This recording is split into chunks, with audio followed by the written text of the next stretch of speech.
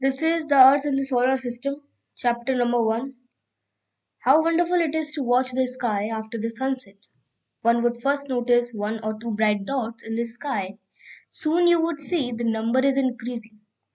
You cannot count them anymore. अब आप उन्हें ज़्यादा काउंट नहीं कर सकते हो. इसका मतलब क्या है? How wonderful it is to watch the sky after sunset. It means कितना ज़्यादा अच्छा लगता है जब हम सनसेट के बाद स्काई को देखते हैं. कोई देखता है कि एक या दो डॉट्स हैं जो शाइन कर रहे हैं स्काई में. कोई फिर धीरे धीरे धीरे नंबर जो है उन डॉट्स का वो बढ़ता चला जाता है. उसके पीछे का रीजन है कि रात होती जाती है तो जो डॉट्स हैं वो बढ़ते जाते हैं. अब आप उन्हें काउंट नहीं कर सकते. पूरा स्काई धीरे धीरे इन शाइनिंग ऑब्जेक्ट्स के साथ भर जाता है. The whole sky is filled with tiny shining objects. कुछ ब्राइट होते हैं, कुछ डिम होते हैं. It seems as if the sky is stuffed with diamonds. They all appear to be twinkling, but if you look to them carefully, you will notice that some of them do not twinkle as others do. पर अगर आप इनको गौर से देखोगे तो ये twinkle इतना ज्यादा कुछ ज्यादा ट्विंकल कर रहे होंगे, कुछ कम कर रहे होंगे. They simply glow without any flicker, just as the moon shines. Along with these bright objects, you may also see the moon on most of the days. In bright objects के साथ में आप जो चांद है उसको ज्यादातर दिनों में देखोगे. पर ऐसा भी होता है कि कुछ दिन नहीं दिखता है, और दिखता भी है तो टाइम अलग होता है, शेप अलग होती है, पोजीशन अलग होती है. You can see the moon only once in about a months time. अगर आप फुल मून की बात करो तो पूर्णिमा महीने में सिर्फ एक बार आती है. ठीक है. फिर आप महीने में दूसरी बार उस फुल मून को नहीं देख सकते. फिर एक नया मून आता है जिस रात को हम अमावस्या भी कहते हैं, क्योंकि वो मून फुल नहीं होता है, आधा कटा हुआ टाइप का होता है. तो ना काली अंधियारी सी छाई होती है, जिसकी वजह से वो न्यू मून कहलाता है, और वो रात होती है अमावस्या की रात. On this day you can watch the night sky best. और अगर आप इस दिन की बात करो तो इसी दिन पे आप नाइट की स्काई को जाना, छत पे देखना बेस्ट दिखाई देगी. एकदम साफ सी नाइट हो गई हो. ठीक है. Do you wonder why can't we see the moon and all the bright tiny objects during day time. आपको ये नहीं लगता कि आप दिन में क्यों नहीं देख पाते हो ये चमकते हुए से ये ऑब्जेक्ट?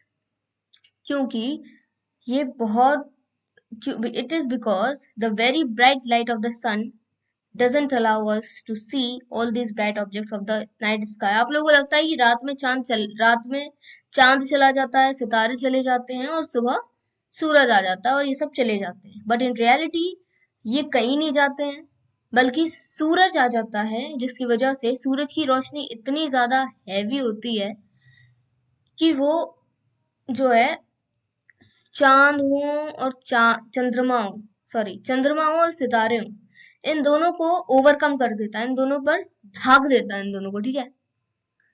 ओके. तो ये रीजन है कि हमें दिन में क्यों नहीं दिखाई देते हैं. ओके. नेक्स्ट. अब यहाँ पे एक इंपॉर्टेंट चीज डिफाइन की जा रही है, सेलेस्टियल बॉडीज. ये एग्जाम के पॉइंट ऑफ व्यू से भी इंपॉर्टेंट है. जो फुल मून है, न्यू मून है, फुल मून को का अनदर नेम क्या है, न्यू मून का अनदर नेम क्या है, और दिन में हमें क्यों नहीं दिखाई देता है, रात में ही क्यों दिखाई देता है. ठीक है. इस टाइप के क्वेश्चंस ये इंपॉर्टेंट हो जाते हैं. Okay. So prepare them for your exams. Now celestial bodies क्या होती हैं? सन, मून और वो सारे ऑब्जेक्ट्स जो नाइट स्काई में शाइन कर रहे हैं वो सेलेस्टियल बॉडीज होते हैं. कुछ सेलेस्टियल बॉडीज जो होती हैं, some celestial bodies are very big and hot. They are made up of gases. कुछ सेलेस्टियल बॉडीज जो होती है वो बहुत बड़ी और गर्म होती है, वो गैसेस से बनी होती है. उनके पास उनका खुद का हीट होता है, खुद का लाइट होता है, जैसे कि सन. सन इज अ स्टार. ओके. वो कोई प्लैनेट नहीं है, वो स्टार है. उसके पास खुद का हीट है, उसके पास खुद की शाइन है.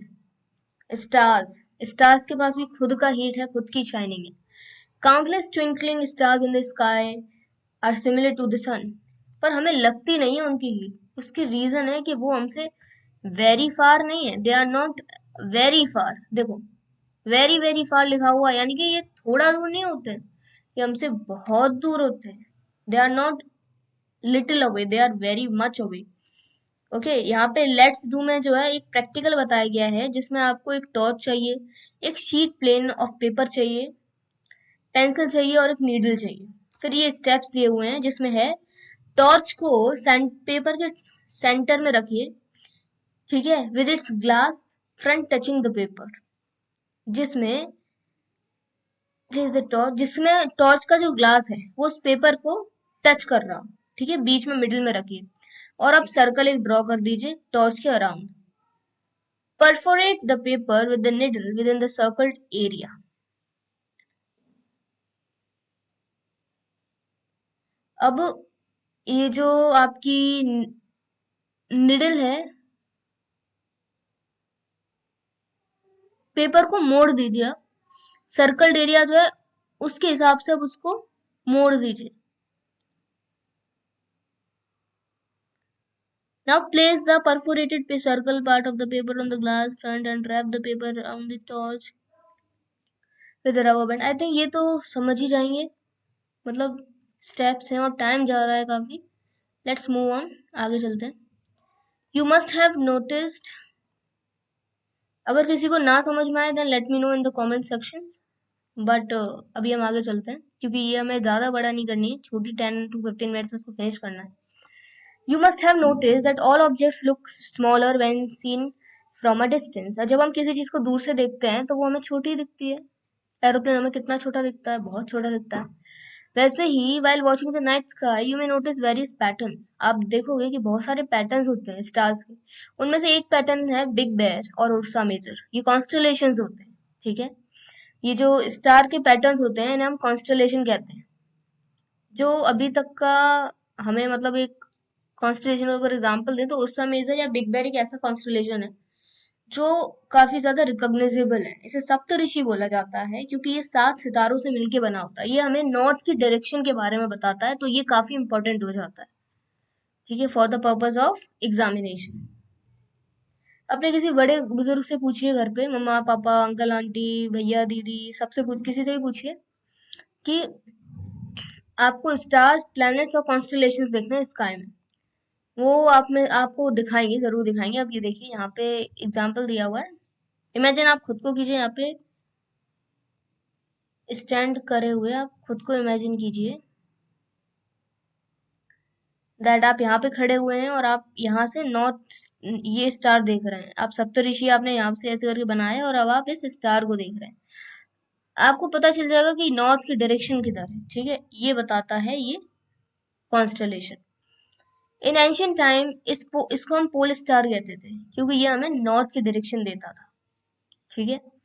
So let's move on the next. It also remains in the, और ये हमेशा सेम पोजीशन में ही रहता है, ठीक है। फिगर देख लिया हमने, तो ये वाला जो पार्ट है ये हमें यही कह रहा है कि आप इसमें क्या क्या देखोगे, ये वाला पार्ट हमें यही कह रहा है। Some celestial bodies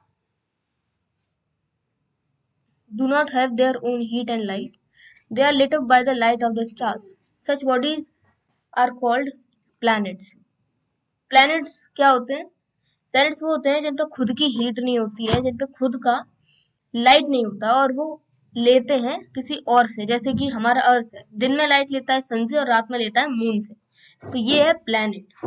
okay, planet आया है from a Latin word planta, sorry from a Greek word plantae which means wanderers.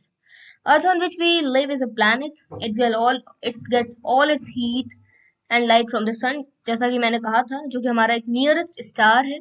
If we look at the Earth from a great distance, say the moon, it will appear to be shining just as the